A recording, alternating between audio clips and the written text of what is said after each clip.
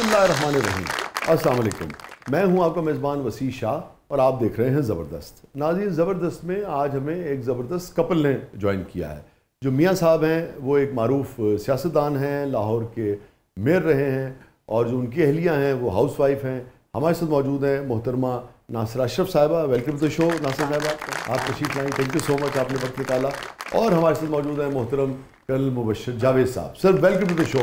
बहुत शुक्रिया जी, thank you very much. Thank you so much, आपने वक्त निकाला। कर्नल साहब आप तशरीफ लाए, आपने याद किया जनाब, हम आ गए। नहीं, बड़ी इज्जत अफजाई। तो अगर आप इजाज़त दें सर, कोई अपना कोई सीनियरिटी का अपना प्रोटोकॉल का मसला तो नहीं होगा? जरा बेगम साहबा से शुरू करें। आप जो मर्जी करें। वसी शाह साहब जो हैं वो मेरी बेगम के तो फेवरेट हैं। अक्सर आपका प्रोग्राम सुनती है, और जब मैं सोने वाला होता हूँ तो आपका प्रोग्राम की आवाज़ से मुझे अंदाज़ा होता है कि ये वसी शाह को सबसे ज़्यादा सुनती है। अरे सर, मेरी बड़ा कॉम्प्लीमेंट है। और एक चीज़ तय होगी कि मेरा प्रोग्राम उनको जगाए रखता है, आपको सुला देता है।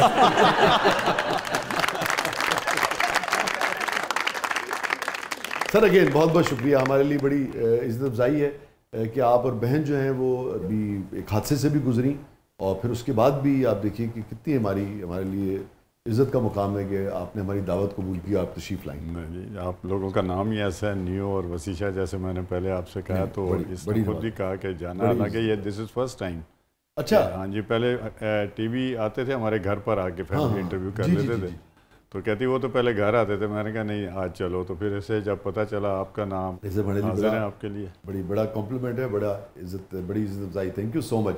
तो मोहतरमा ये फरमाइए, एक डिसिप्लिन्ड आदमी के साथ रहना जो है वो आसान होता है कि मुश्किल होता है?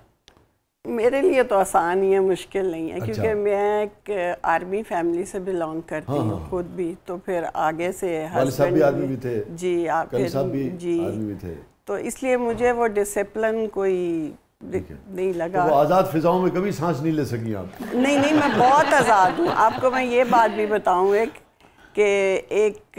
डिसिप्लिन बंदा, और वो भी फौजी, हाँ, वो अपनी बीवी को कैद नहीं करता। वो भी नहीं कैद कर सकता? नहीं करता।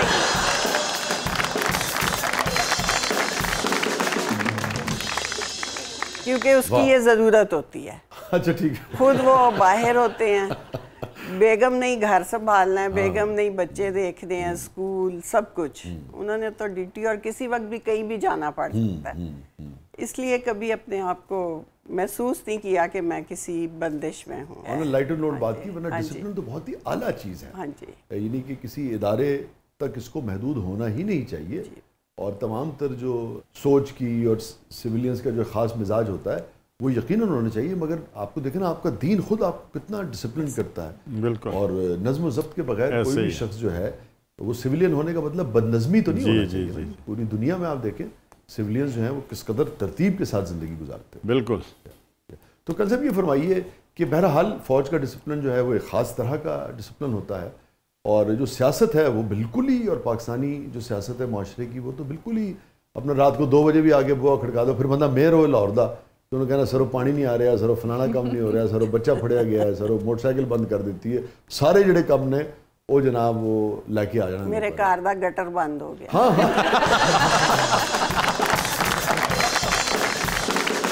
ये आपने उन्हें लाइटर नोट बात की है, हकीकत है? नहीं हकीकत है। एक दिन रात को मेरे ख्याल में कोई 3-1 बजे फ़ोन आया। हाँ। और जिस इलाके से हम लोग बिलोंग करते हैं, अपर माल मियाँ मीर के, तो एक खातून थी जो बेचारी शायद नमाज के लिए उठी होंगी उस वक़्त, तो उन्होंने कॉल की कि कर्नल साहब वो मेरा गटर बंद हो गया गली का, किसी को फ़ोन करके खुलवा दे। और कर्नल साहब ने कहा साडा अपना बंद है 2 दिन।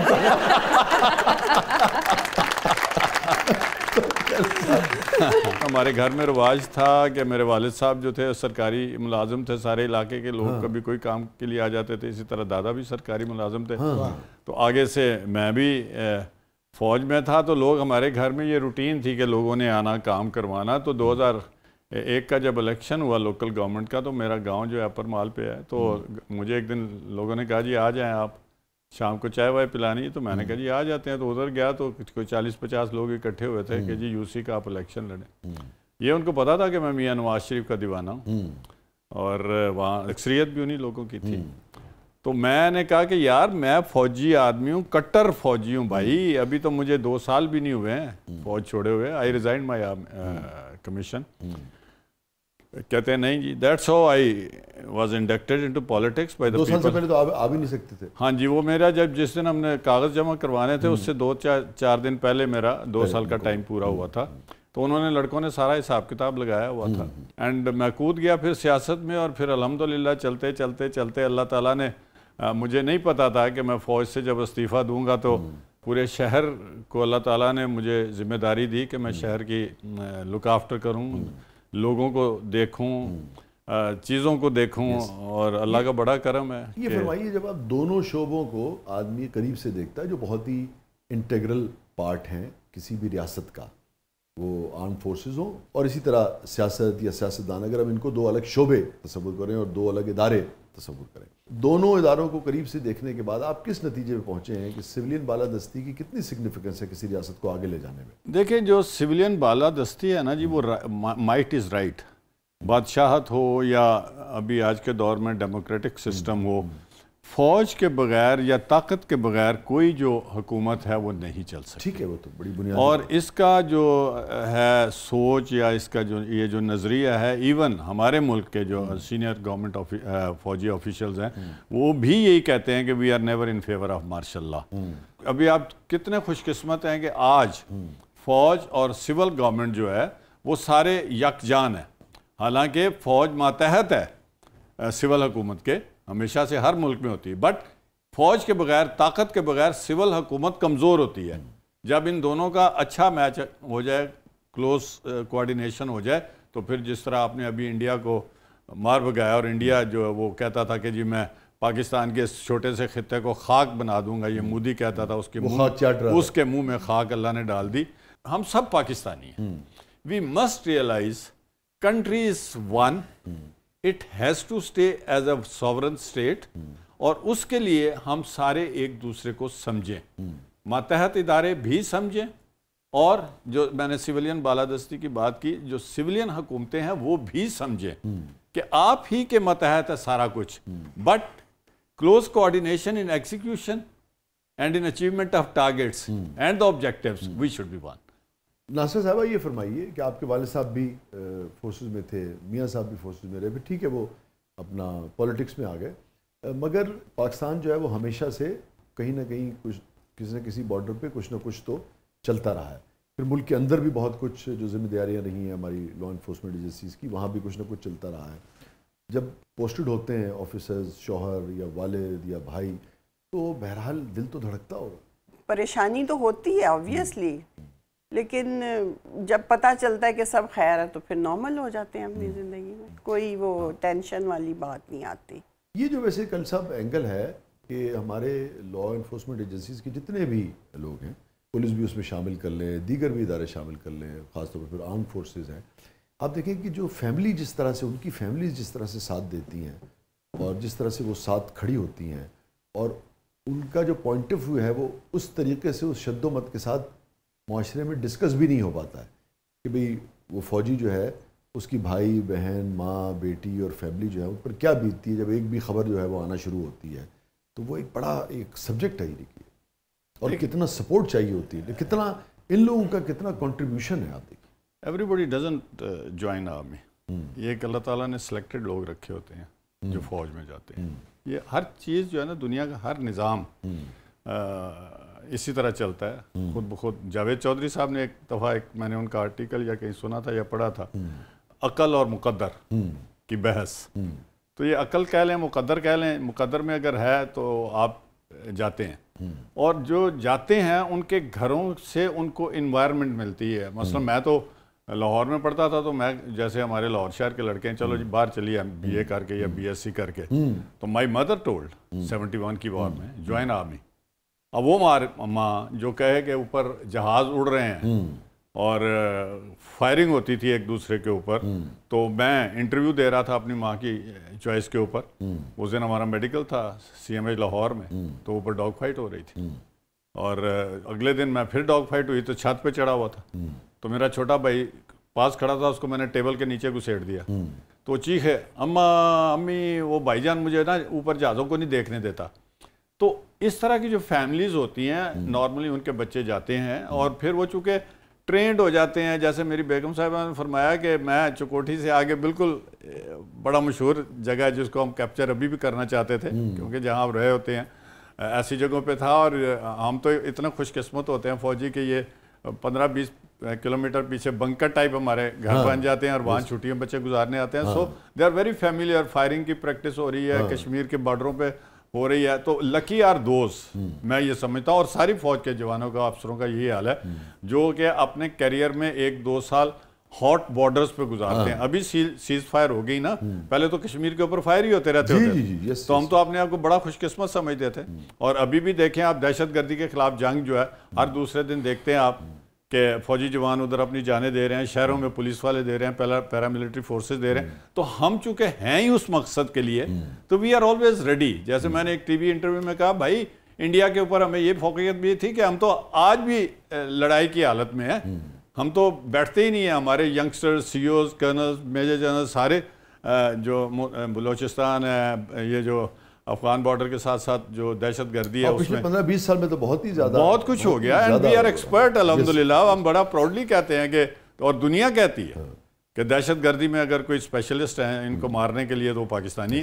और आपको पता ही है LOC वगैरह का जो एरिया है उसमें जो दुश्मन की पोस्ट होती है उसमें अगर आप कहीं खड़े हो तो आपको लगता है अच्छा जब फायर आएगा तो मैं दाएं बाएं हो जाऊंगा।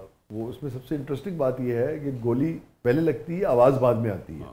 वो इतना नजदीक है। और इतना नजदीक है बिल्कुल। ये कश्मीर में नालों के ऊपर है, एक नाले में सही मानों में आंखों में आंखें डाल, हम इस तरफ हैं नीलम वैली में, दरिया के उस तरफ इंडियन बैठे हैं, इस तरफ हम। अच्छा, और मजे की बात देखें, हमारे जो साइड है उसके ऊपर लोग दनाते फिरते हैं, सिविलियन बाजार हैं, सारा कुछ है, दे आर नॉट बॉदर्ड। और यार ठीक है, गोलियां आएंगी तो चल जाएंगी, 2-4 लग जाएंगी। इंडियन जो है वो नॉर्मली वो अपने आप को सिक्योर रखते हैं। उनके सिविलियन भी बड़े ध्यान से कि इस तरफ खिड़की नहीं बनानी, बैठकर ऊपर से मस्जिदें ये वो नज़र आती हैं, सारा कुछ।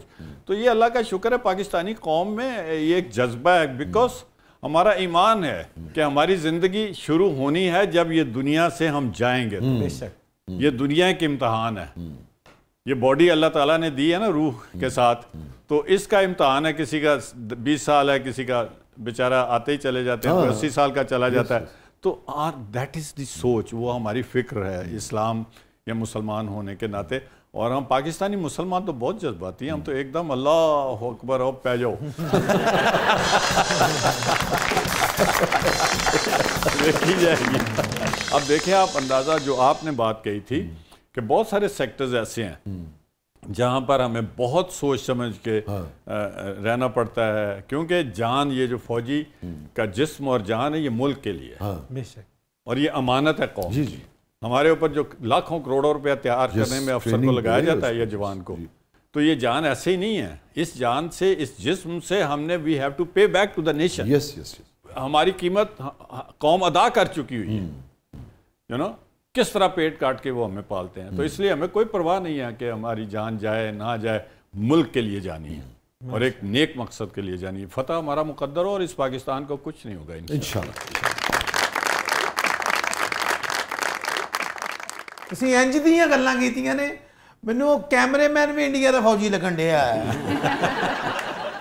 मेरे दिल दी आवाज़ है ना, और हर फौजी दे दिल दी आवाज़ है। और मैं तो ना भी दसा, हर पाकिस्तानी दे दिल दी आवाज़। मेरा एक बड़ा पोता है, मैं उसकी आपको एक बात बताऊं।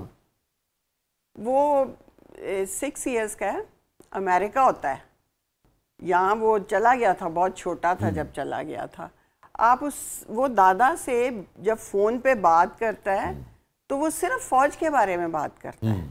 और हम शॉक्ड होते हैं कि जब वो गन्स के नाम लेता है, जब वो टैंकों के नाम लेता है, जब वो प्लेन्स के नाम लेता है, ये कहते हैं आपको किसने बताया? कहता है मैंने पढ़ा है। बच्चा अमेरिका में, कहता है बच्चा अमेरिका में है और कहता है मैंने फौजी बनना है। बात पाकिस्तान की करता है। ये आपने वो फौज का कहा था ना, डर खौफ बचपन में ही खत्म हो जाता है। हाँ जी। नहीं, डर खौफ को मैंने बिल्कुल भी नहीं कहा, मगर एक होता ना जैसे कि वो परेशानी या थोड़ा सा कंसर्न चलिए, वो चीज आप फौजी फैमिली में हो तो बचपन से ही खत्म हो जाती है। बेशक साढ़े बच्चे तो कंध च बज के गए। यकीन करो, ਤੁਹਾਡੇ ਬੱਚੇ ਨੇ ਟੈਂਕਾਂ ਨਾਲ ਖੇਡ ਰਹੇ ਨੇ, बंदूका पानी बिल्कुल खेलते ये fact साडे एक दूसरे दे साइकिल मार के रोई जाते ने। नहीं ये सारी कौम के बच्चे वो हैं, सारे एक जैसे हैं। सारे ऐसे, हर एक बच्चा ऐसा है। मैं सर तरबियत की बात कर रहा हूँ, आप देखते हैं हाँ, ना, हाँ, ये आप माहौल जो घर का होता है माहौल ना। है आपके घर में, घर के माहौल का बहुत फर्क पड़ता है। साढ़े घर जी को माहौल है, बिल लेके फे नहीं देता। वो हमें भी फिक्र होता है।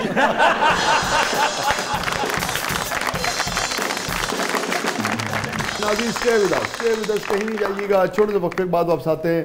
प्रोग्राम के अगले मरले में आपके लिए बहुत कुछ है। हमारे साथ मौजूद हैं मोहतरमा नासिरा अशरफ साहिबा, मोहतरम कर्नल मुबशर जावेद साहब। आप देख रहे हैं ज़बरदस्त।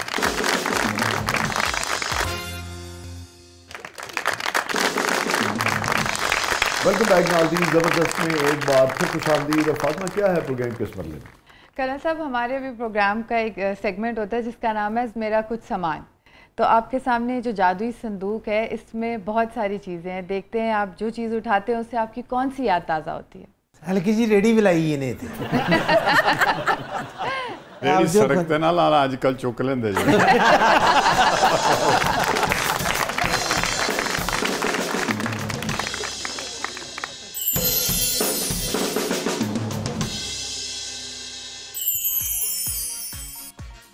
खो गए हैं कर्नल साहब? नहीं, बंदूक लब रहे ने। ये दिया है और दिया हमेशा जलते रहना चाहिए। वाह। मैं छोटा सा था तो हमारे गांव में मज़ार है हज़रत ख्वाजा बहरी का। हाँ हाँ। तो हम वहाँ जाते थे तो औरतें आके दिया जलाती थी। तो कुछ औरतें होती थी वो दिया नहीं जला सकती थी। अच्छा, वजह उसकी? वजह उसकी ये कि वो अफोर्ड नहीं कर सकती थी। वो खाली आती थी और आके ना दुआ मांग के चली जाती थी। ओए होए। तो मैं और मेरा एक दोस्त होते थे मोहल्ले का, जुल्फकार उसका नाम था। हाँ। तो असी करते सन यार है जी बीबी आई ना जरा साहब हसीयत होंदियां सन मोहल्ले दे विच। हाँ। तो वो 8-10 दिए लेकर आती थी, ऑयल डालती थी या रुई डालती थी। तो हम इंतज़ार करते थे कि ये कब जाए। हाँ। और हम वो दिए जब वो चले जाते थे हम उठा के रख लेते थे। और जब कोई गरीब औरत आती थी ना तो मैं कहना चाची, पुफी, क्योंकि दादकियां दे पासे ना जड़ियां मासियां होंदियां ना वो उधर होंदियां ने नानके। ये तो अपना घर सी ना, एलो असी तुहाडे लई दीवे तैयार करके रखे ने तो तुसी बाल लो। तो वो इतना एक सुकून मिलता था और एक खुशी मिलती थी कि, और एक रोशनी जो होती थी ना कि वो एकदम उनको माचिस देनी, उन्होंने वो दिया जलाना और वो उनके चेहरे के ऊपर जो वो फीलिंग्स होती थी वो मुझे आज भी याद है। और मुझे ये दिलाता था कि मेरी वजह से और मेरे दोस्त की वजह से किसी के चेहरे पे मुस्कुराहटें आई और उसकी ना आंखों में एक चमक होती थी। और वो जब जाती थी हमें इतना प्यार करके जाती थी। अल्लाह ताला ने तेनू बड़ा सारा अफसर बनाया, अल्लाह ताला तेनू बड़ा सारा पता नहीं की और की बनाए, तेरे को बड़िया सारियां कारां होन, you know. And that used to be on every Thursday. ये कितना यूनिक आपने वाकया शेयर किया ना। आपने फातिमा एक चीज़ देखी कि इस सेगमेंट की एक खूबसूरती जो ये है कि जब लोग अपने तजुर्बा शेयर करते हैं तो देखने वाले भी, हम भी बाज़ औक़ात बिल्कुल ही हैरान रह जाते हैं कि अच्छा ये भी ज़िंदगी का एक पहलू हो सकता है ना, कि कोई शख्स जो है उसकी ये भी हसरत हो सकती है कि मैं दिया नहीं जला सकता और उसकी वो महरूमी भी हो सकती है ना। देखिए ये भी इसका एक पहलू और ये आपको मैं बताऊं, ये सब fact, I have been doing it. और हर जुमेरात को ये इवेंट होता था और मैंने वो जुल्फकार को मैं प्यार ना जूफा कहता हूँ। मैं कहना यार जूफा कल जुमेरात है। तो मैं चूँकि पढ़ता था, वो इतना पढ़ता नहीं था। तो कहना यार तू बहु ही है, तू है रोशनी वाले काम ही करना है कि गल हुई। मैं कह नहीं यार, रोशनी दो किसी को, खुशियाँ दो। क्या बात है। सानू जो दीवा बाल के दिता असली रेडियो भरन लग पे जी फातिमा। अब ये जादुई संदूक बेगम साहबा आपके लिए खोला और इसमें हमारे पास कद्दूकश है, छाननी है, डोई भी है। अब आप बताएं आपको क्या चाहिए। सारी शमा मारने वाली दस डे।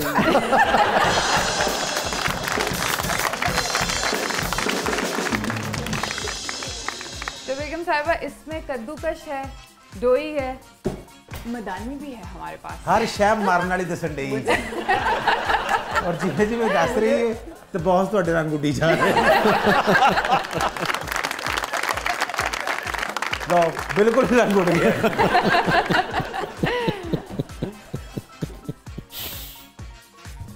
Thank you. ये आपको पता है अब यूनिक होता जा रहा है। जी जी जी जी। ਜਦੋਂ ਦਾ ਕੱਦੂਕਸ਼ ਆ ਤੁਸੀਂ ਥੱਲੇ ਨੂੰ ਧਿਆਨ ਕੀਤਾ ਵੇਖ नहीं रहे। नहीं नहीं, इनको पता है कि इस कद्दूकश का मेरे घर बहुत इस्तेमाल है और मेरे हाथों से है। क्योंकि मुबशर खाने पीने के शौकीन है माशाल्लाह जी। तो इस पे इनके लिए कद्दू का रायता बहुत बनता है, वाह वाह, जो कि फरमाइश होती है खुद बनाओ और किसी मशीन में डाल के मत करना। अच्छा ग्राइंडर में वो लुत्फ नहीं है ना? नहीं। हाँ। और इस पे गाजर का हलवा, वाह वाह, अरे वाह, ये दो चीजें बहुत शौक से खाते हैं। और अभी मेरे घर में बहुएं आ गई हैं, वो कहती हैं इसको एक साइड पे रख ले मामा, मैं ब्लेंडर से आपको कर देती है। या मुलाजिम आएगा जिस दिन नया घर में, कहेगा बाजी आपके घर मशीनें हैं सारी, उसको मैं कहूँगी नहीं ये है, तो वो कहेगा बाजी हमें इस पे करना नहीं आता। ये हम लोगों तक महदूद रह गया है, आगे बच्चों को इस क्या बुनियादी फर्क है क्या इसमें आज तक? हम जब छोटे थे तो हमने अपनी माँओं को, दादी को, अपने घर मुलाजमों को हाथों से काम करते हुए देखा हुआ है। वो चीज़ हमारे बैक ऑफ द माइंड है। और बकौल हमारी माँओं के, दादियों के, कि जो काम आप मेहनत से और हाथ से करो उसमें जायका आता है। आप दोनों बहुत ही समझदार हैं, एक दुनिया देखी है, सीनियर्स हैं और प्रेगमेटिक भी हैं। ये सिर्फ हमारी मेमोरीज का हिस्सा है, हमारी रवायत का हिस्सा है, या इसकी कोई प्रैक्टिकल इम्प्लीकेशन भी है कि जायके में वाक़तन भी फ़र्क आता है, या वही काम ग्राइंडर से? ये एक अच्छी एक्सरसाइज भी है। नहीं, मैं कह रहा हूँ कि जायके में क्या फ़र्क? ये देखें, मैं आपको बताऊँ, ये सिर्फ हमारा ख्याल है। जो जायका है ना, उसमें ज़हनी सोच की भी इन्वॉल्वमेंट बहुत है। जब आप घर आते हैं और आपकी जो फेवरेट चीज़ है ना, जब वो आपके सामने आती है तो आपको देखकर अंदाज़ा हो जाता है कि ये मेरे कुक ने पकाई है, ये मेरी बेगम ने बनाई है।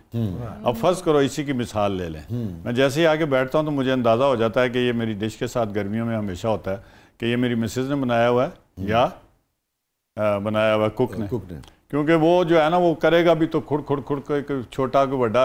इसको मैं देखता हूँ ना, और अपनी वालदा को भी देखता था, ये कद्दू पकड़ के बड़े आराम आराम से ताकि उसका यूनिफॉर्मिटी रहे। तो वो आपकी जो सेंस ऑफ बिलोंगिंग है और मोहब्बत है कि मेरी बीवी ने इस हालत में भी ये चीज़ मेरे लिए खुद बनाई है। और वो देसी स्टाइल है जो मेरी माँ बनाती थी, या मैं अपनी दादी को देखता था, या वो नानी। तो ये जो फीलिंग्स है ना, जो जज्बात हैं, वो आपके जुड़ने चाहिए। बेगम साहब, हमारा प्रोग्राम आपको हमेशा याद रहेगा।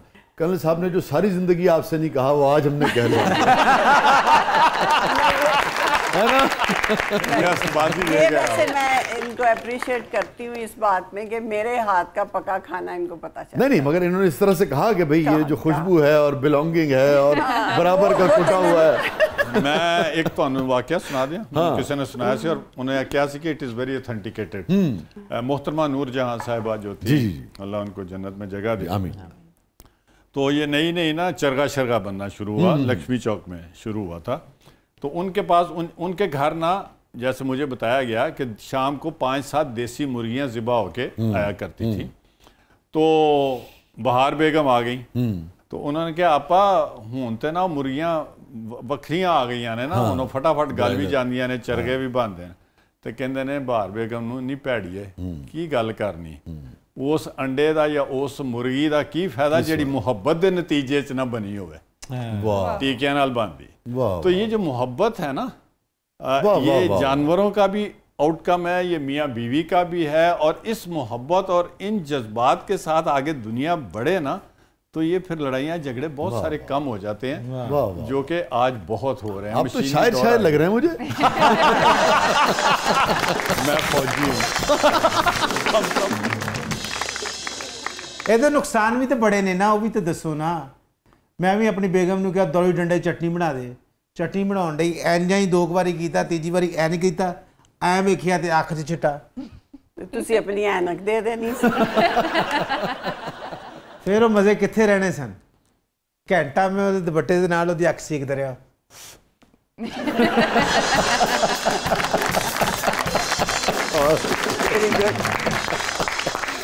Stay with us, नाज़रीन, कहीं नहीं जाइएगा। छोटे से वक्फे के बाद वापस आते हैं। हमारे साथ मौजूद है मोहतरमा नासरा अशरफ साहिबा, हमारे साथ मौजूद है कर्नल मुबशर जावेद साहब। प्रोग्राम के अगले मरले में आपके लिए बहुत कुछ है। आप देख रहे हैं जबरदस्त।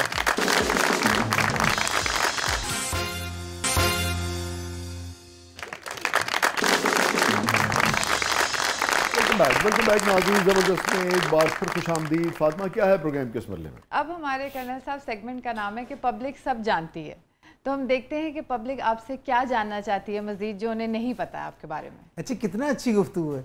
ये जी कुड़ी रक्शे से उत्तर दी डिगदी जरूर है। जी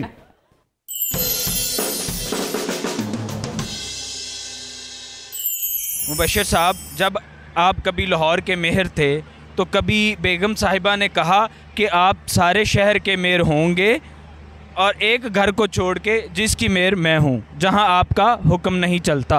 ये हकीकत है भाई, जब मैं घर घुसता था तो मैं इसी फिक्र में रहता था कि आज बेगम का मूड कैसा है। लाहौर सारा मुझे मेयर समझता था, मैं इनको मेयर से भी बड़ा समझता हूँ और आप भी समझता हूँ। वैसे ज़्यादा सख्त गिर कौन है घर में मामलात में, किसी भी हवाले से, आपस में नहीं, ओवरऑल? ज़ाहिर है मैं ही देखती हूँ तो मैं करती हूँ, थोड़ी सी सख्ती ना करूँ तो फिर काम नहीं चलता घर का। ਤੁਸੀਂ ਨਾਮ ਹੀ ਕਹਿੰਦੇ, ਸਾਨੂੰ ਉਹਨਾਂ ਦੀ ਚੁੱਪ ਤੋਂ ਅੰਦਾਜ਼ਾ हो रहा है।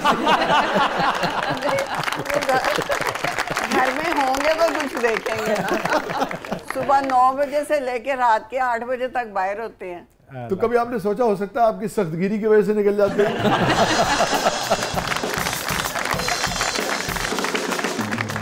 इनके साथ सख्ती नहीं कर सकते। अच्छा, इनके साथ नहीं कर। और घर में बहुत सारे हैं सख्ती हाँ, इनके करने साथ के कौन लिए। कर सकता है सख्तगिरी? मुल्क में कोई नहीं कर सकता।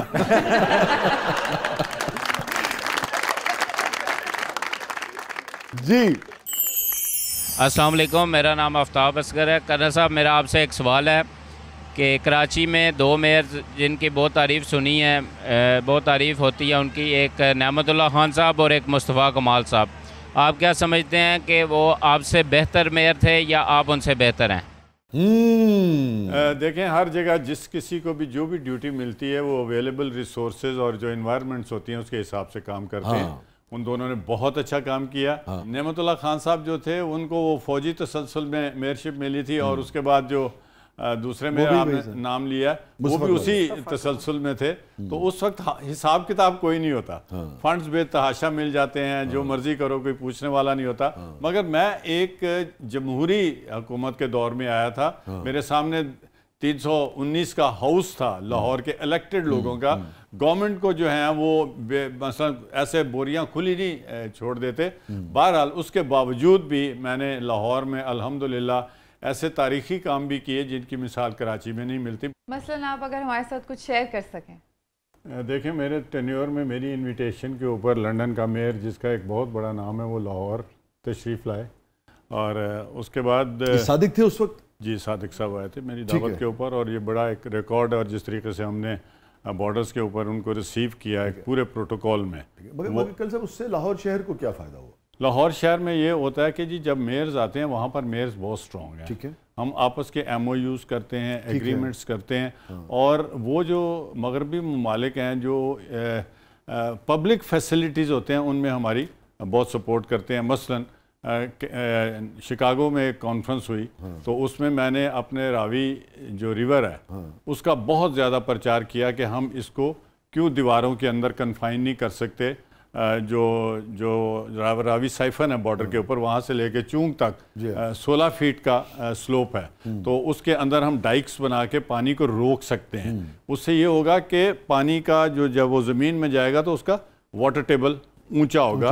तो ये मैंने मॉन्ट्रियल के मेयर से भी बात की, क्योंकि कनाडा जो फलाही रियासत है वो दुनिया में इस तरह के जो प्रोजेक्ट्स हैं उनको बहुत ज़्यादा हेल्प करता है और सपोर्ट करता है। और मैं शिकागो में था, शिकागो के मेयर ने ये कॉन्फ्रेंस बुलाई थी। प्रिंसिपली इट वाज एग्रीड और मॉन्ट्रियल के मेयर ने मुझे कहा कि you come over to my country. तो मेरे पास आज भी दावतनामा है, शायद 3-4 दिन पहले मैंने उसको ख़त्म कर दिया कि छोड़ो यार पुरानी यादें।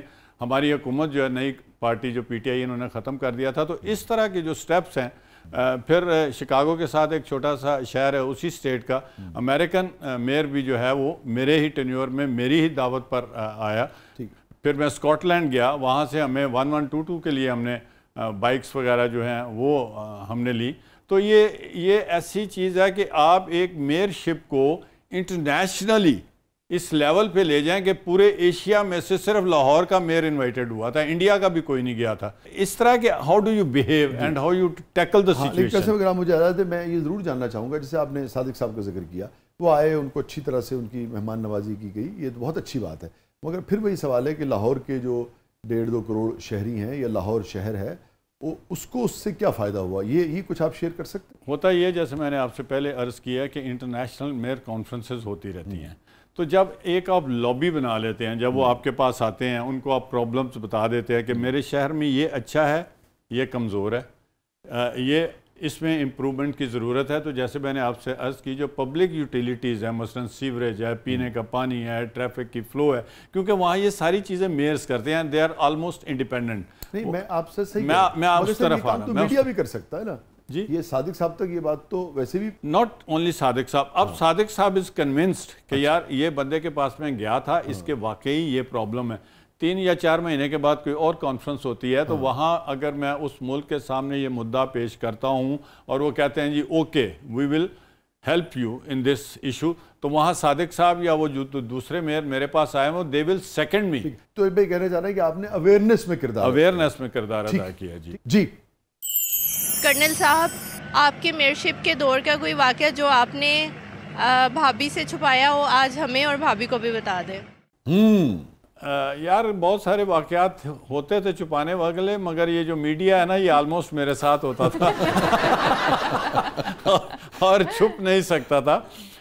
देखें, हमारी सारी ख़वातीन जो हैं वो बहनें और बेटियां होती हैं, तो मैं अक्सर जब फंक्शंस में जाता था तो ख़वातीन भी आ जाती थी, और मैं अल्लाह ताला मेरे दिमाग को आखिरी वक्त तक इसी तरह ही रखे। सर बहुत माजरत, मैं आपको इंटरप्ट करने की जरूरत, मैं आपको इंटरप्ट करना नहीं चाहता, लेकिन मगर बेगम साहबा बीच में बाकायदा हंसी हैं। हाँ, हम जान सकते हैं इनसे कि आपकी मौजूदगी में कि क्यों हंसी हैं? नहीं, वो इनको बड़ा, मैंने पहले भी बताया हुआ। हम एक फंक्शन में गए, मेरे बेटे की नई शादी हुई थी, बहू को लेके गए, तो वहाँ कुछ सियासी औरतें भी थी, मर्द भी थे, सारे थे, हम बैठे हुए थे, तो मेरी बैग पे ये थे खड़े हुए, तो मेरी बहू सामने बैठी हुई थी, तो वो बार बार मुझे इशारे करे, मामा पीछे देखे। मैंने कहा क्या है पीछे? फिर कहे मामा पीछे देखे। मैंने कहा क्या है पीछे? जब मैंने ऐसे मुड़ के देखा तो मैं सीधी होके नॉर्मल बैठ गई, तो वो मेरी शक्ल देखने लग गई कि इन्होंने कोई आगे से रिस्पॉन्स नहीं किया। तो ये सियासत में है कि गले मिलना या बाजू पकड़ लेना, या उसके लिए ये चीज़ नहीं थी, तो मैं यूज्ड टू थी। तो घर आके मुझे कहती है आपको मामा जेलसी नहीं हुई? बाबा को वो औरतें किस तरह कोई इधर से खींच रहा था, कोई इधर से। मैं कहा बाबा मेरे साथ घर ही आए हैं ना, वहाँ पे तो नहीं रहे। वो कहीं भी गया लौटा तो मेरे पास आया। बहुत सारी ख़वातीन जो है ना वो मेरे बारे में कहती थी कि कर्नल साहब बहुत अच्छे हैं, उसके लिए आपको अच्छा बनना पड़ता है, आपकी आंखों में शर्म और हया हो। जी, आपको पता है मेरे घर में बेटी भी है, बीवी भी है, आप बहन जो बड़ी है उसको बड़ी बहन का दर्जा दें, जो छोटी है उसको छोटी बहन, फिर आपके कोलीग्स हैं, और वो फिर मेरे कोलीग्स हैं, हम दोनों सारों ने हमने इकट्ठा काम करना होता है। हमारी जो रिजर्व सीट्स वाली हमारी बहनें थी, वो उनको भी बहुत तवक्कुआत होती हैं। रात को अब मैं एक शादी पे था, परसों तरसों जो इन्होंने बताया, तो वहाँ हमारी एक सियासी कुलीग आई थी, तो मैंने उनको प्यार से कह दिया मैडम आप कैसी हैं? तो वो कहती हैं आप तो मुझे हमेशा बहन कहते हैं। तो मैंने कहा आज मुझे प्यार आया था, तो मैंने कहा अपनी बहन को आज मैडम कहता हूँ। आज मैडम मेरी जो है ना वो ज़रा बहुत ही ज़रा मुदब्बर लग रही है। शुक्र कीजिए आपकी बहू साहबा नहीं थी, वरना वो आपकी बेगम साहबा ज़रूर कहती कि देखिए आज इन्होंने मैडम कहा है।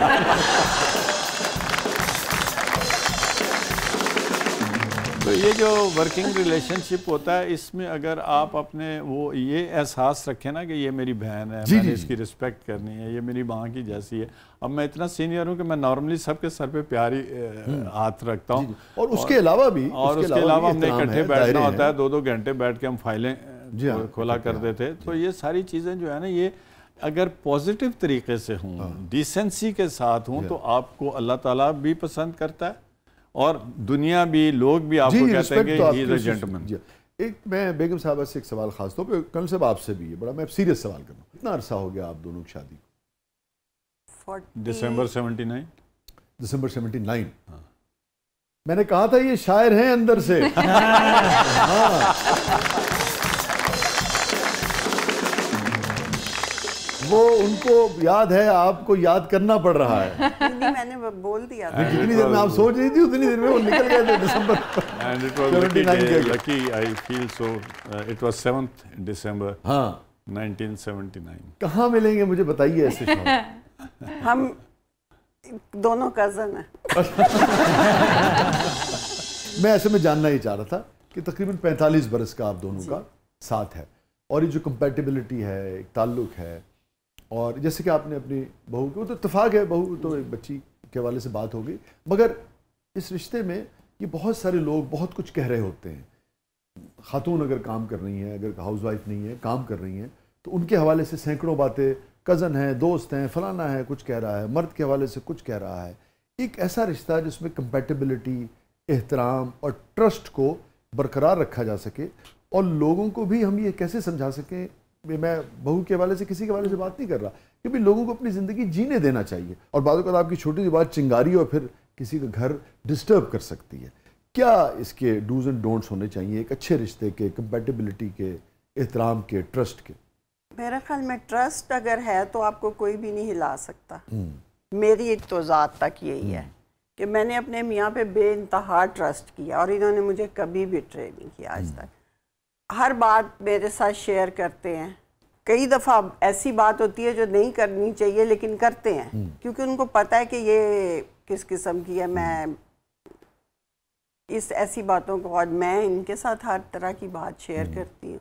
जो लोग नए इस रिश्ते में दाखिल हो रहे हैं, आप दोनों से अगर मैं कहूँ कि दो टिप्स जो हैं इस रिश्ते के हवाले से, खूबसूरत बनाने के हवाले से और रिश्ता ख़राब होने से बचाने के हवाले से, आप क्या कहेंगी? 2-3 बातें आप क्या कहेंगी? मेरे ख्याल में बच्चे आजकल के जो है ना, वो लैक ऑफ ट्रस्ट है बच्चों में। अच्छा। मेरा जो ज़ाती है, क्योंकि पढ़े लिखे बच्चे हैं हम। हमारी जब शादियाँ हुई थी, हमने BA किया जी, माँ बाप को फिक्र लग गई शादी कर दो, शादी कर दो। इतनी हवा दुनिया में नहीं थी लगी। अब बच्चियाँ बहुत पढ़ गई हैं, यूनिवर्सिटी बाहर से पढ़ के आ जाती हैं, उनका भी एक स्टैंडर्ड होता है, फिर ज़ाहिर है बच्चा भी उसी स्टैंडर्ड का होता है। उनकी जो आपस की वो अंडरस्टैंडिंग है वो कम होती है, कम होगी।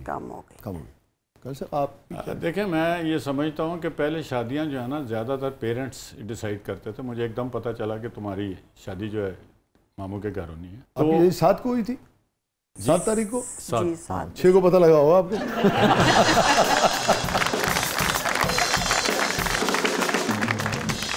हाँ, कुछ ऐसे ही है। थोड़े दिन पहले मेरे भाई की बहन की शादी थी, भाई की शादी थी, तो उन्होंने कहा कि तुम्हारी भी मंगनी। हाँ, अरे कुल्ला छुट्टी ना है, मुबशिर साहब ने भी काम आना है। कंपैटिबिलिटी का ये है जी कि मुझे जब हम दोस्तों में अहबाब में बैठे होते हैं ना, तो हम बातें कर रहे होते हैं, तो मुझे पता होता है कि मेरी बीवी अब ये जुमला कहेगी, और इसको पता था कि मेरा मियाँ इस सिचुएशन को कैसे हैंडल करेगा। ये कंपैटिबिलिटी आजकल कम है, क्योंकि एक तो महंगाई बहुत हो गई है, मटेरियलिस्टिक दौर आ गया है। और मैं ये बच्चियों को कहता हूँ अभी भी कि आपने अपना घर छोड़ के दूसरे घर में जाना, जितनी जल्दी वहाँ कंपैटिबिलिटी में आ जाएंगी आप, उतनी सुखी रहेंगी। और अपने मियाँ को समझो, बेशक आप भी नौकरी कर रही हो, आप भी अंडर स्ट्रेस हो, बट उसको जो दर्जा मेरे दीन ने दिया है कि आप जो हैं वो आगे हैं, मैं आपके पीछे हूँ। और फिर इन टर्न मियाँ को ये कहना चाहिए कि ये मेरी ओबीडियंट है, मुझे इसको इसका हक भी देना है। तो ये दोनों सोचें अगर आप इकट्ठी कर लें तो मेरा ख्याल है ज़िंदगी बहुत मुश्किल आसान हो जाएगी, खूबसूरत हो जाएगी। Tolerance should be there, tolerate करें चीज़ों को। बेगम साहिबा, हमने सुना है कि आप शादी से पहले इन्हें भाईजान कह के बुलाती। मैं शादी के बाद भी बहुत अरसा गलती से करती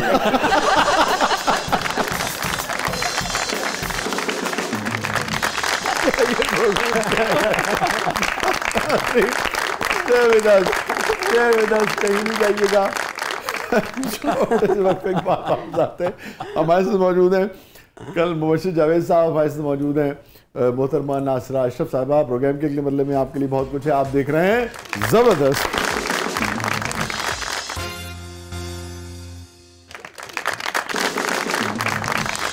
वेलकम बैक नाज़रीन। ज़बरदस्त में एक बार फिर खुशामदीद। नासा साहबा और मोहतरम मुबशिर साहब, हमारा सेगमेंट है जिसका नाम है कैथारसिस।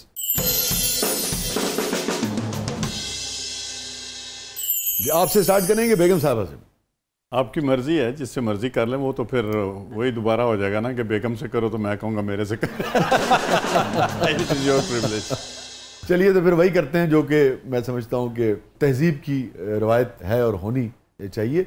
बेगम साहबा से, लेडीज़ फर्स्ट, इनसे शुरू करते हैं। मोहतरमा, एनी रिग्रेट इन लाइफ? हर इंसान की ज़िंदगी में बहुत सारे होते हैं, लेकिन कुछ ऐसे होते हैं जो आप कभी भूल नहीं पाते। इसी तरह का एक मेरे साथ है। मेरी बेटा सबसे छोटा था, गोद में था, हमें कराची जाना था, तो मैं अपने वालिद से मिलने गई कि हम लोग जा रहे हैं तो मैं आपको मिल लाऊं जाके। उन्होंने कभी मुझे नहीं रोका था किसी चीज़ से, नेवर एवर। कभी ये भी नहीं कहा था कि ज़बरदस्ती मेरे घर में रहो तुम। अगर मैं जाने को कहती थी तो कहते थे जाओ, शाम से पहले जाओ। पता नहीं क्यों उन्होंने मुझे ना कहा कि मत जाओ कराची।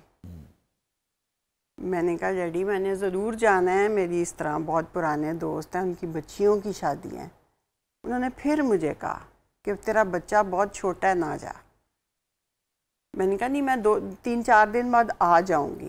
तो कहते हैं अच्छा फिर बेटा तेरी मर्ज़ी। तो चली गई। मेरे ख्याल में 2 दिन हुए थे हमें कराची गए हुए।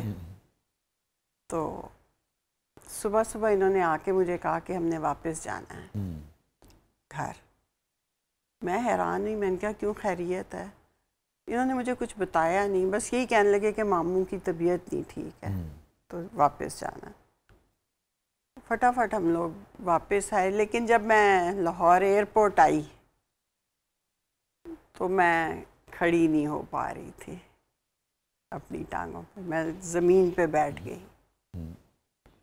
और ये शायद मेरी ज़िंदगी का अलमिया समझ लें, या पहली बार बाप ने कुछ मांगा था मैं नहीं दे सकी थी। और जब मैं घर में दाखिल हुई तो मेरे वालिद नहीं थे। ये चीज़ अक्सर मैं, अभी मेरे बच्चे हैं बाहर हैं, जब वो जाते हैं ना वापस, तब मैं इनको कभी नहीं कहती कि तुम कब आओगे या तुम रुक जाओ। ये इस चीज़ ने मुझे सिखाया हुआ है कि शायद इनके लिए भी ये कोई बहुत बड़ा गिल्ट ना बन जाए कि हमारी माँ ने हमें रोका था और हम आ गए। ये चीज़ मैं अक्सर इस चीज़ को मैं कहती हूँ कि काश के मैं ना जाती, शायद मेरी वजह से मेरे वालिद बच जाते, हम यहाँ होते, क्योंकि ये बहुत अटैच थे उनके साथ। बस वो हॉस्पिटल जाते लेट हो गए थोड़े, हार्ट अटैक हुआ था उनको। ये चीज़ कभी नहीं मेरे दिमाग में से निकल पाती। मेरे ख्याल में ये एक मेरी ज़िंदगी का बहुत बड़ा वाक़या है। उसके अलावा तो, और ये मैं अक्सर लोगों को कहती हूँ कि अगर आपके बड़े आपको कुछ कहें तो मान लेना चाहिए।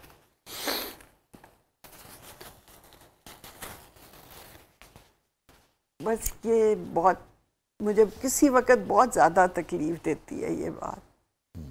और तो सच कोई भी, अल्लाह का शुक्र है, कोई बात नहीं ऐसी। कौन साहब, मेरी ज़िंदगी में जो सबसे बड़ा है, लोग कहते थे कि मैं अपने वालिद की बहुत खिदमत करता हूँ, वालदा की भी, मगर वो 9 साल बेड रिडन रहे। तो हम बहुत अटैच थे आपस में, हमारी फैमिली सारी क्लोज निटेड है। जैसे इसके फादर मेरे मामू थे, वो भी सदमा है आज तक। वालिद जब चले गए तो मैंने कहा ये तो चले गए। उसके बाद मुझे समझ नहीं आती है आज तक कि मैं अब तन्हा हूँ या मैं क्या करूँ। मैं अब आपको बता नहीं सकता, ना ये गिल्ट है ना ये रिग्रेट है, बट वो जो मैं कहता हूँ कि नहीं यार, मैंने कुछ भी नहीं किया अपने वालिद के लिए, मैंने कुछ भी नहीं किया, मैं और करता। दुनिया कहती बहुत कुछ किया, मेरी अम्मी कहती थी तू क्यों घबराता है। तो ये जो एहसासात है ना, ये बाद में आप तंग करते हैं। अगर मैं उनके 2 घंटे बैठता था या 2 घंटे उनकी खिदमत करता था तो मैं कहता हूँ कि यार वाई नॉट 3 आवर्स। अगर मेरी माँ को एसी पसंद नहीं था तो मैं उस गर्मी में 2-3-4 घंटे उसके पास और बैठ जाता, वो हालांकि मुझे बहुत दुआएं देती थी। तो ये जो चीज़ें हैं ना, ये ज़िंदगी में मुख्तलिफ स्टेजेस पर मुख्तलिफ चीज़ें आपके अंदर होती रहती हैं। जैसे आपने फरमाया, किसी साहब की मिसाल दी, जब मेरा बेटा सिर्फ 19 साल का था तो वो कनाडा पढ़ने चला गया। आप यकीन करें कि मैं सारी सारी रात आंखों से आंसू निकलते थे कि इतना छोटा बच्चा जिसको इतने लाड प्यार से पाला और मैं चाहता था कि फ़ौज में जाए, वो कहाँ यूरोप में चला गया। तो मुख्तलिफ गाने जहन में आने, मुख्तलिफ शायरियाँ आनी कि मैंने उसको क्यों भेज दिया, फिर दूसरा भी चला गया। तो ये जो चीज़ें हैं ना, ये एहसास से जुदाई। तो कल साहब, आपके दोनों साहबजादे इस वक्त बाहर हैं या आ गए हैं पढ़? जी, दोनों बाहर। मैं अगर आपसे ये पूछूं कि सारे अरसे में आपको ज़िंदगी में किस मौके पे दोनों की सबसे ज़्यादा शिद्दत से याद आई हो, या कमी महसूस हुई हो कि यार ठीक है पढ़ रहे हैं, जुदाई है, दूरी है, मगर आज यहाँ इस वक्त होते या होना चाहिए था? मेरे घर में इकट्ठ बहुत होता है। मैंने आपसे अर्ज़ की ना, मैं बहुत ज़्यादा फैमिली, तो अभी बड़ी ईद होती है जब भी, तो जब वो नहीं होते हैं तो उस दिन मुझे सारी रौनक लगी होती है। मगर मेरी नज़र में उनमें से जो अगर एक ना हो या दोनों ना हो तो मेरा दिमाग उधर ही होता है, खाली खाली से रखता है। हालांकि तीसरा बेटा मेरा बहुत ओबीडियंट है, वो मेरे साथ होता है हर वक्त, वो सारी चीज़ें वो करता है जो मेरे जहन में होती हैं, मगर वो जो दोनों बड़े नहीं होते। याद आ गया, वो एक फिल्म है आपने देखी होगी, गॉडफादर जी, है ना, वो तो बिल्कुल ही हमें रोना शुरू हो गई आपकी बात सुन के। मुझे अंदाज़ा नहीं था कि फातिमा इतनी, तो वो उसमें ना वो सारा घराना इकट्ठा है, जब फिल्म शुरू होती है, नॉवल भी शुरू होता है, सेम है, सारा ख़ानदान उसका इकट्ठा है, मार्लन ब्रांडो का ना, और माइकल नहीं आया है, तो तस्वीर खींचने लगती है तो वो इनकार कर देता है, कहता नहीं माइकल आएगा तो तस्वीर खींचे, क्योंकि उसके बगैर पिक्चर मुकम्मल नहीं है। तो कितना ही क्यों ना हो सब, मगर वो किसी एक शख्स के बगैर भी वो तस्वीर अधूरी ही रहती है। बेगम साहब, यही सवाल अगर आपसे करूँ मैं, आप माँ हैं, आप कैसे देखते हैं? मैं तो, मेरे ख्याल में मैं सो नहीं पाती जब तक मैं बच्चों को उनसे बात ना कर लूँ। मैं जागती रहती हूँ सारी रात, मुझे चाहे रात के 2 बजे टाइम मिले, मैं उनसे बात करके सोती हूँ। अगर ना करूँ तो ऐसे होता है जैसे मैंने आज कोई चीज़ छोड़ दी है, जिस पे अक्सर ये मुझे कहते हैं कि इतना मत करो, लेकिन मैं माँ हूँ। एक्चुअली मैं उनके जाने में बिल्कुल एग्री नहीं करती थी। पढ़ के वो लोग वापस आ गए थे दोनों, यहाँ बहुत अच्छी जॉब्स पे थे माशाल्लाह। तो बस मुल्क के हालात कुछ ऐसे हुए कि उनकी कुछ परवरिश ऐसे की हुई है कि वो बहुत स्ट्रेट फॉरवर्ड बच्चे हैं। तो कहने लगे बाबा, मेरे से वो ऐसी बात नहीं करते थे, मुबशर से ही करते थे, बाबा हमें यहाँ पे 2.5-3 लाख रुपया मिलता है, हम कैसे गुजारा करें इसमें। तो इन्होंने कहा तुम क्या चाहते हो? हम बाहर जाना चाहते हैं। बड़े को तो खैर कनाडा का पड़ा हुआ था, उसको एडवांटेज भी थी, वो चला गया। कुछ उसकी स्पोर्ट ऐसी थी कि उसको काफ़ी ज़्यादा एडवांटेजेस थी, तो वो चला गया। एक चला गया, मैंने कहा ना जाओ, इन्होंने कहा जाने दे, ये वापस आ जाएंगे, ये नहीं वहाँ रह सकेंगे। चले गए, और मैंने इन्हें कहा एक दफ़ा चले गए तो नहीं आएंगे। फिर दूसरे की बारी आई, उसका भी यही, वो तो इनकी मेयरशिप की नज़र हुआ बेचारा, वो भी बहुत अच्छी जॉब पे था, तो उसको भी एकदम जाना पड़ा, वो अमेरिका चला गया। लकीली पढ़े हुए थे तो उनको जल्दी जल्दी उनके काम हो गए। किसी वक्त काफ़ी ज़्यादा परेशानी होती है कि अकेला बच्चा है, वो जो छोटे वाला है वो बीच वाले से 10 साल छोटा है, इतना गैप है। तो मैं अक्सर जब उसको हर काम अकेले को करते देखती हूँ तो मैं कहती हूँ ज़िंदगी का तो कोई पता नहीं, मुझे कुछ हो जाए, इनको तो ये अकेला बच्चा किस तरह संभालेगा हमें। या हम बीमार होते हैं यहाँ, तो वो अकेला खड़ा होता है, उस वक्त मुझे तकलीफ़ होती है बहुत ज़्यादा कि नहीं, बच्चों को पास होना चाहिए था। लेकिन हमारे मुल्क के हालात हैं कि बच्चों को यहाँ से निकलते जा रहे हैं बच्चे, दुरुस्त कह रही हैं, बहुत बच्चे निकलते जा रहे हैं। हमने उनकी भी ज़िंदगियाँ देखनी हैं। आप यकीन करें, मेरी ज़िंदगी में जितनी बड़ी खुशी ये कुछ दिन पहले आई है, मेरे बेटे के घर 18 साल बाद बेटी दी है, और मैं अपनी थोड़ी तकलीफ़ की वजह से सफ़र नहीं कर पा रही, तो ये बहुत ज़्यादा मुझे हो रहा है कि वो कहेगा कि मेरे घर अल्लाह ताला ने इतने अरसे बाद खुशी दिया और मेरी माँ नहीं आ सक रही। मैं इनको कहती हूँ आप चले जाएं, कहते हैं तेरे बगैर कैसे जाऊँ। कुछ इस ये जो चीज़ें हैं ये काफ़ी ज़िंदगी में आपको ना डिस्टर्ब करते हैं। उस वक्त मेरे फिर दिल से दुआ निकलती है कि अल्लाह मियाँ हमारे मुल्क को इस काबिल कर दे कि हमारे बच्चे इतनी दूर ना यूनिवर्सिटियाँ हो, रोजगार हो, लॉ एंड ऑर्डर हो, किसी भी कि हमारे बच्चे मजबूरी इतनी की दूर बिना पे हमारे कोई बच्चा ना जाए। इंडस्ट्रियल बेस नहीं बन सका, बच्चे एग्रो बेस था, Yes, sir. खराब हो गया, किसी बन नहीं मजबूरी पा की बिना पे ना सब जाए। पढ़े मजबूरी लिखे के बच्चे जो है बच्चे बाहर जो हैं वो निकलते जा रहे हैं बाहर। क्योंकि आप जो बात कर रही ना बेगम साहबा, ये आज डिस्कशन हुई, कभी कभार हमारे प्रोग्राम में हो जाती है और कहीं हो जाती होगी, उस तरह से लिखने वाले नहीं रहे। ये इतना बड़ा इंसानी अलमिया है, हमारा करोड़ 1.5 करोड़ आदमी जो बाहर है, बीवियाँ, बच्चे, माँ बाप, उनसे जुड़े हुए रिश्ते, कोई उनकी कहानियाँ लिखे तो मेरे ख्याल में लोगों की चीखें ना रुकें। देखें मैं तो पब्लिक इतना बड़ा आदमी हूँ ना, मैंने मैं तो आपको- पब्लिक का आदमी हूँ। आप सोच नहीं सकते कि हम क्या क्या सारा दिन देखते जी हैं। जी हाँ, यस। इमेजिन करें 40,000 वाला बंदा जो है आज कैसे ज़िंदगी गुजार रहा है, या 50,000 वाला। कर्नल साहब ये फरमाइए, कोई ऐसा गिल्ट जिस पे कॉन्शियस जो है वो कचोके लगाता रहता हो कि भाई कल मुबश्शिर जावेद ये मुझसे ज़िंदगी में गलती हो गई? होता है, और मैं वक्त से पहले चला जाता हूँ, जाके उससे माफ़ी मांग लेता हूँ कि भाई दैट इज हम द भुला बेस्ट। देने वाले हैं दोनों मियाँ बीवी, हम फौरन भुला देते हैं। यही वजह कि हम एक हैं family, we are very comfortable. हम कंफर्टेबल। आपको एक छोटी सी बात सुना सकता प्लीज। हूँ? मैं पॉलिटिकल वर्कर था, एक इलाके में मेरी ड्यूटी लग गई, मैं गया, सुबह सुबह सारे अफसर भी आए हुए थे। मैं या सादिक साहब को अल्लाह ज़िंदगी तंदुरुस्ती दे, उनका हल्का देखता था क्योंकि वो हमारा दोस्ती भी है, वो स्पीकर। तो मैं वहाँ गया तो गटर में पानी था समनाबाद पूरे में, तो गटर में वो एक सफाई करने वाला हमारा भाई घुसा हुआ था, तो सारे अफसर खड़े थे, मैं भी था। वो बाहर निकला, अब यकीन करें जनवरी का महीना था, मैंने उसको गले लगाया। आपको पता है गटर की कंडीशन, और मैंने जेब से निकाल के उसको इनाम दिया। He was watching all around कि मैं ये लूँ या ना लूँ। मैंने कहा ये तुम्हें मैंने इनाम दिया, ये बहुत कुछ लेते हैं। और उसकी आंखों में उस वक्त जो चमक और जो खुशी थी ना, मैं बहुत लोगों की आंखों में देखता हूँ कि मुझे वो ऐसे जैसे मेरे जहन के अंदर इनग्रेव कर गई हुई है। जैसे कि आपने कहा उसको भी फील हुआ होगा कि हाँ मेरा भाई जो है हाँ, वो मेरे साथ खड़ा है। यानी कि मैं सफाई वालों को सैनिटरी वर्कर कहता हूँ, मैंने आज तक स्वीपर नहीं कहा। जब मैं मेयर था तो मैंने ये कहा कि ये स्वीपर यूनियन खत्म करो, सैनिटरी वर्कर। देखिए हम सब इंसान जैसे बराबर सारे काम है उसी तरह से हम एक सारे काम है। इंसान बराबर सब हैं। ये बराबर हम हैं। लोगों ने हिंदू जो थी ना थ्योरी, उसके जी, जी। हिसाब से क्लासेस क्रिएट कर दिए।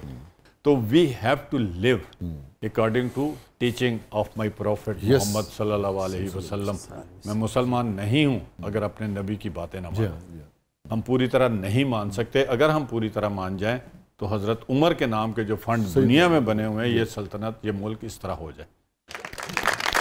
दुरुस्त है, सब भाई हैं और हर काम जो है मोतबर है। जी। मेरे नबी ने कहा कि अपने से छोटे को खुश रखो यस। और किसी को तकलीफ ना दो। मोहतरमा, हैप्पीएस्ट मोमेंट आपकी जिंदगी का? हैप्पीएस्ट मोमेंट जब मेरे से शादी हुई। कहते हैं ना, एक डिक्टेटर वाली गल की है ना। ਤੁਹਾਡਾ हैप्पीएस्ट मोमेंट मैं तय करूंगा।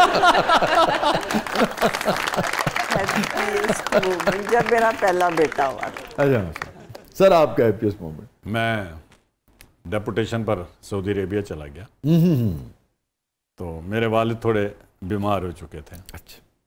तो हज पे जा चुके हुए थे, तो मेरी माँ ने आके कहा था कि लो अपना अब्बा, वो उनकी डिमेंशिया हो गया था उनको। ओह अच्छा। तो जब मैं गया तो खाना काबा के सामने खड़ा था, मेरी माँ भी मेरे साथ थी, मेरा बाप भी मेरे साथ था। अल्लाह उनको दोनों को जन्नत में बहुत आला मुकाम दे। मेरी बीवी भी मेरे साथ थी और मेरे उस वक्त 2 बेटे थे, वो भी छोटे छोटे को आराम बना के मैंने गोदियों में लिया। तो मैंने कहा अल्लाह मैं तेरा शुक्र कैसे अदा करूं, जिसके लिए लोग तरसते हैं। मैं उस घर के सामने खड़ा हूं, अपने सारे कुनबे और मेरे साथ वो हस्तियां हैं जिनका तूने कुरान में कई दफा जिक्र किया है, मेरे माँ बाप और मेरी औलाद और मेरी बीवी। इससे बढ़कर कोई और प्यारे लोग हैं? तो ये सआदत जिस दिन मुझे मिली तो मैं आपको बताऊं कि वो मुझे आज भी ऐसे फिल्म है, और मैं बहुत लोगों को कहता हूं कि मेरे से ज़्यादा और कोई खुशकिस्मत हो सकता है। And I was on deputation, और ये कम फौजी अफसरों को मिलता है कि वो सरकारी तौर पर सऊदी अरेबिया जाएं। तो that was the real happiest moment. बाकी ये मेयर बनना, ये वो बड़ी खुशी हुई, उसकी भी स्टोरियां हैं, मगर उसके आगे कुछ नहीं। उसके आगे कुछ नहीं।